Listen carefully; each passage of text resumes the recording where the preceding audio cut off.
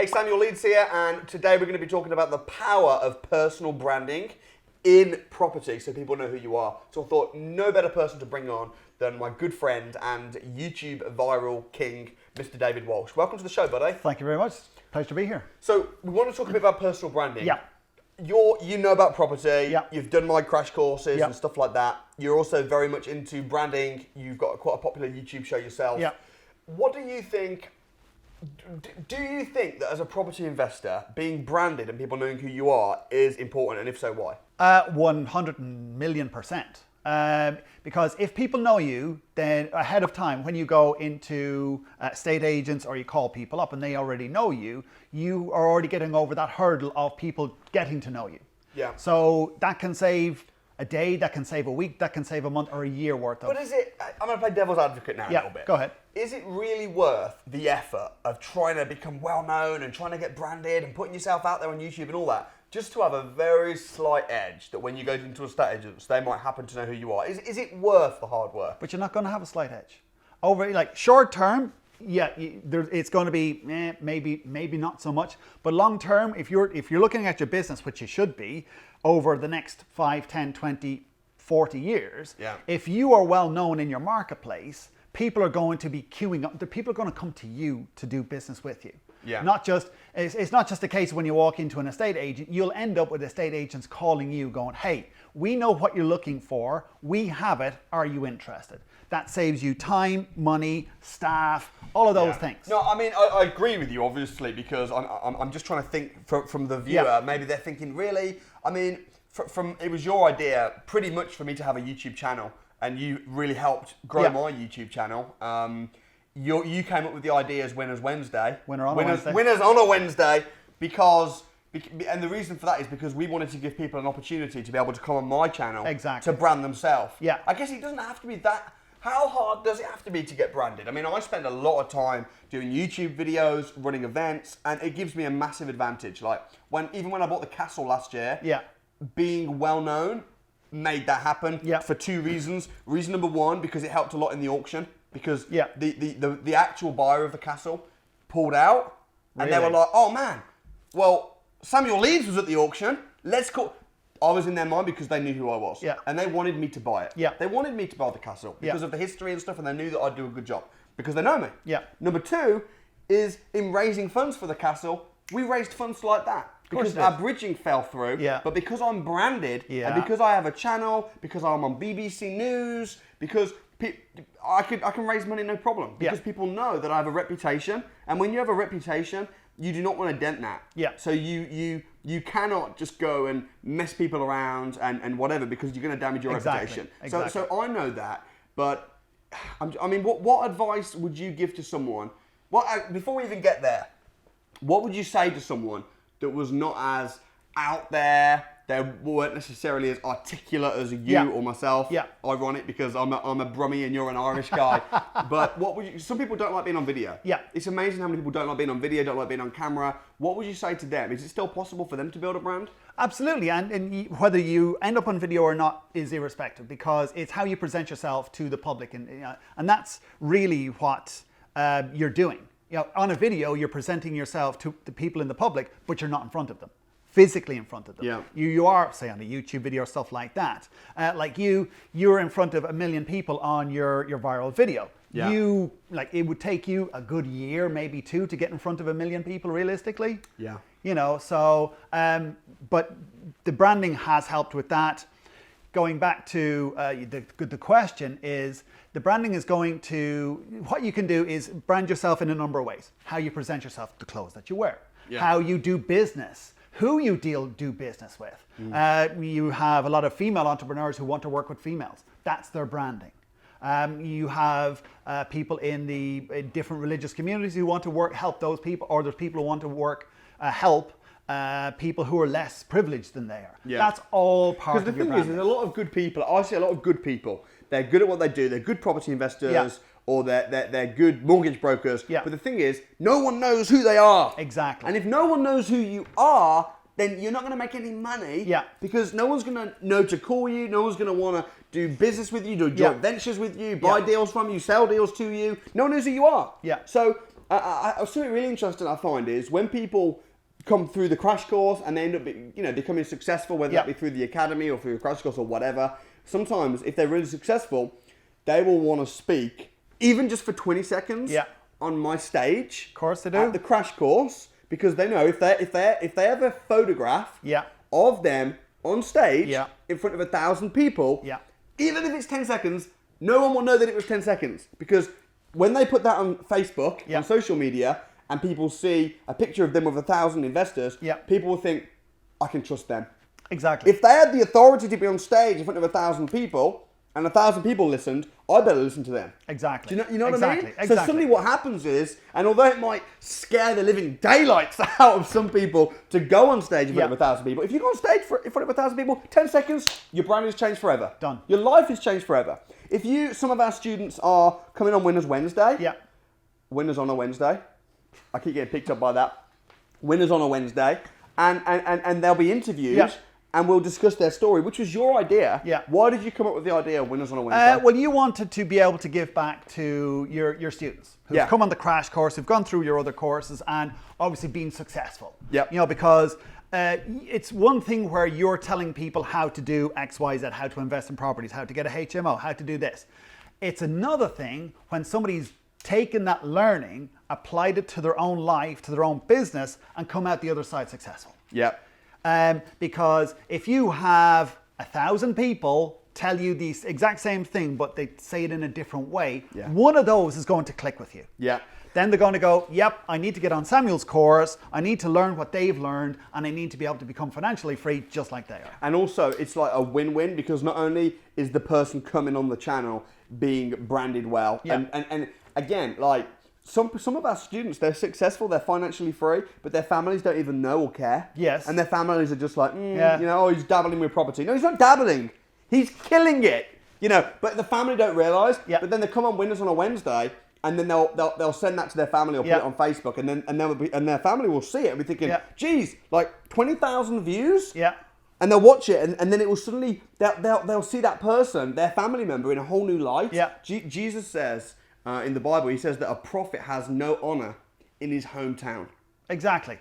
So sometimes these successful students of mine, they're not being honored in the way that they deserve to be. So I want them to be on Winners on a Wednesday to raise their profile so people respect them better. But secondly, the listeners who listen to the show, my awesome YouTube fans that watch the Winners on a Wednesday show, as you said, they'll learn something new. They'll see the breakdown of how this person became successful. So having different people on, doctors, nurses, unemployed, refugees, all these different people using all these different strategies, they'll be able to teach something in a whole new way that I could never teach. So I think it's a great idea. So I mean, I'm just thinking, someone who's watching this who's just starting out in property. When do you begin getting branded? Like, at what point would you think? Do you have to wait until you become a multi-millionaire, financially free? Should you start working on your brand immediately? I mean, obviously having some success helps, but where would you begin to think, I need to work on my brand? You need to start thinking about it straight away, because you want to know where you are going to position yourself. So they go on your course, and even before they go on your course, it's like, who do I want to work with? What do I want to do? What type of properties do I want to invest in? What charity am I going to work with? Those are all part of your brand, and you need to identify those. Like for me with my business, if I was trying to work with everybody who wanted to be on YouTube, I would be overworked, underpaid, and I wouldn't be able to pay the bills. Well, you need to put your prices up then. I have put my price up, but I work with a specific market.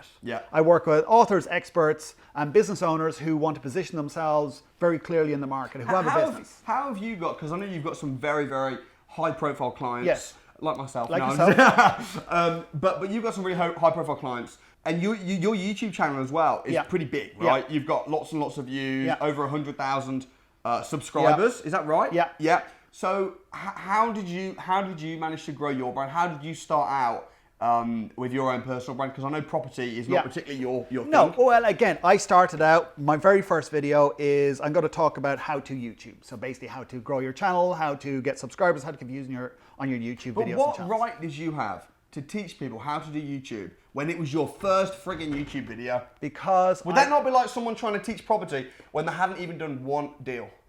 There's a major difference, because the barrier to entry to learning YouTube and teaching it is considerably lower than buying a property and then teaching it.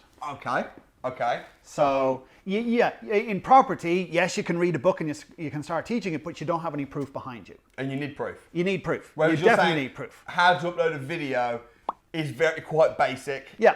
Okay, so now you do videos on how to have a viral video. You wouldn't have been able to do that No, then. because our how to grow 100,000 subscribers. Yeah. Because I never had 100,000 Whereas subscribers. you did know how to upload a video. Yes, exactly. That's interesting. Exactly, yeah. And you know, when I started teaching property, like 5 years ago, I'd been in property. I've been doing property now for a decade. But when I first started teaching it, I hadn't had the level of success that I've got now. Yeah. I didn't own castles. Yeah. I hadn't done big commercial projects. I hadn't been able to raise £500,000 in a day. Yeah. I hadn't got that level. I was financially free. I had HMOs and single lets. I had a decent portfolio. But I think the key is if you are teaching or if you are branding yourself, I don't believe in this fake it till you make it nonsense. No. I think be authentic and be real. Yes. Just say, this is where I am. If you want to get to here, then I can show you. Yeah. But if you want to get to here, then you go find someone else to show you and teach you. Yeah. Just be authentic and be real. Exactly. Man. Exactly. It's like going, go on. Yeah, like what I used to with my channel. When I got to 10,000 subscribers, I could do a video on how to get your first 10,000 subscribers. Yeah. I could do a video now on how to buy a castle. There you go. Because I've bought a castle. Yeah.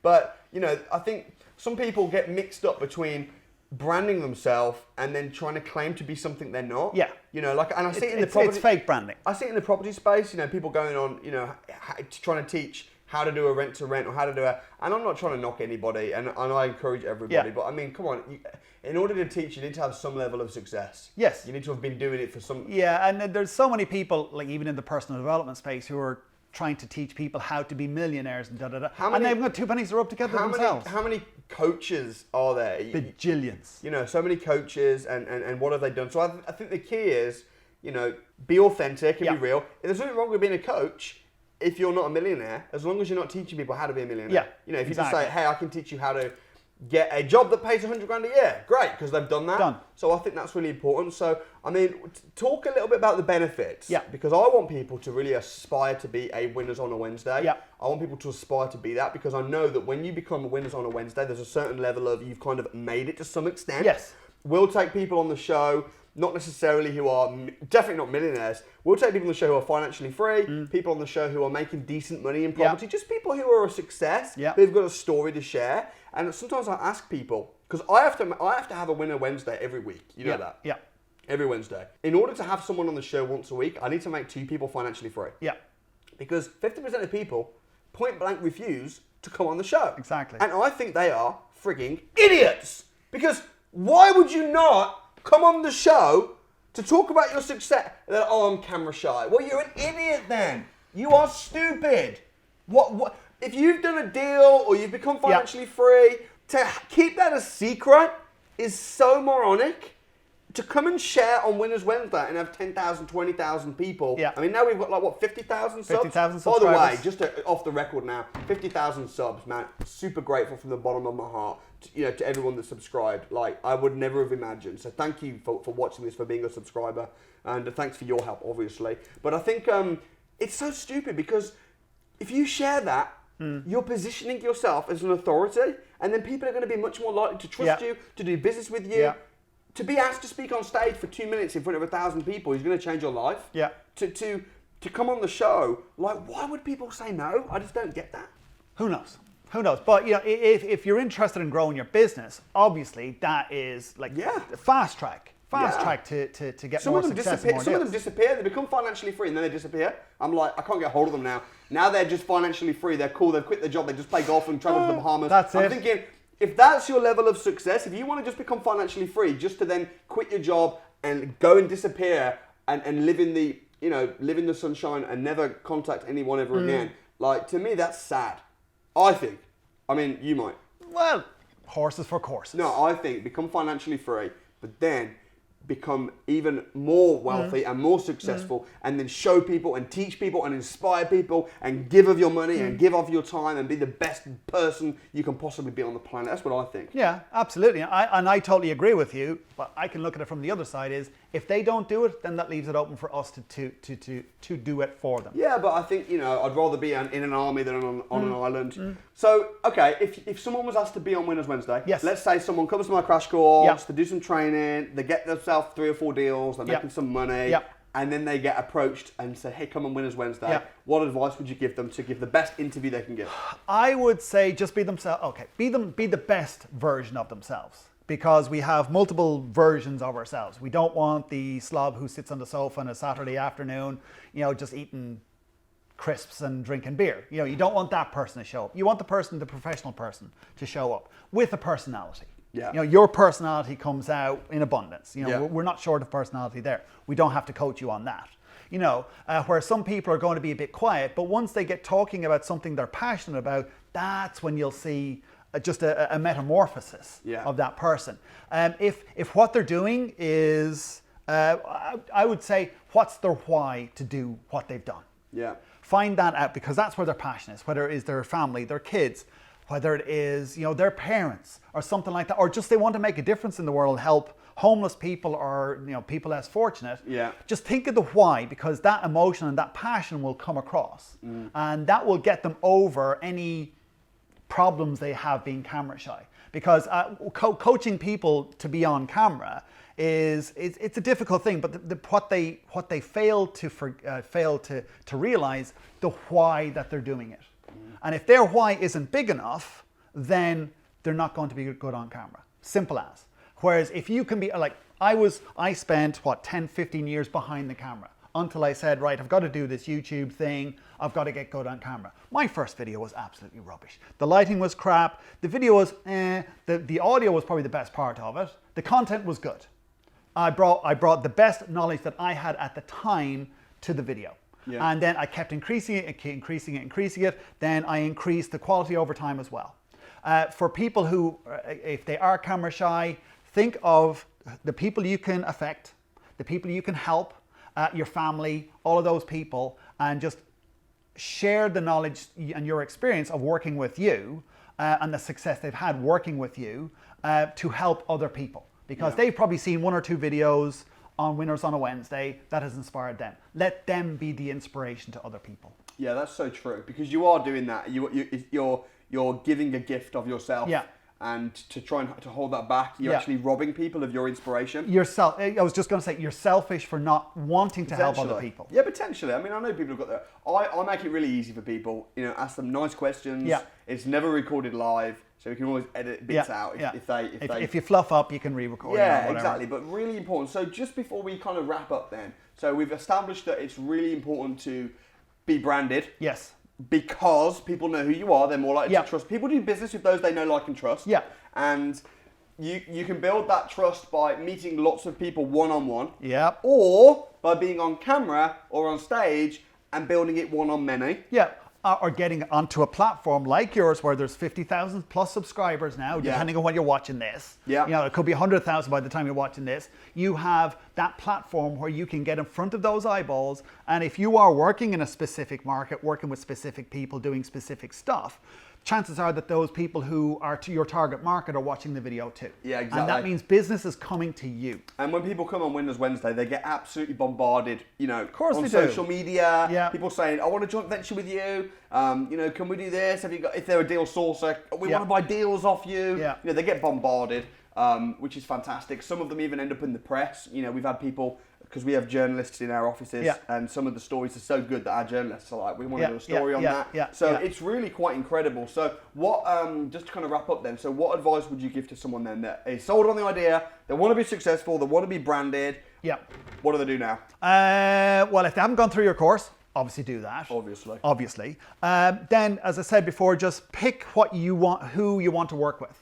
The deals that you want to do, and the good that they want to do as well. That is your brand. That really is your brand, because that's what you do. It's like, I want to work in HMOs and rent-to-rents and stuff like these are the areas, and I want to help people with the knowledge that and the experience I've got. That's your brand. Yeah. You're just going, boom. You may not want to go out and set up a training course. You may just want to do the deals, take care of your family. You may just want to go on 4, 5, 6 holidays a year, whatever it is. That's all part of your brand. You see, what you stand for, who you want to work with and who you don't want to work with are all part of your brand. So just sit down, look at that, what you want to do, and just start from there. And you'll get more clarity as you work in your business, doing the deals, doing more joint ventures, etc., etc. Love that. Thanks so much for coming on, buddy. You're Great very discussion. welcome. Catch up with you soon. Cheers.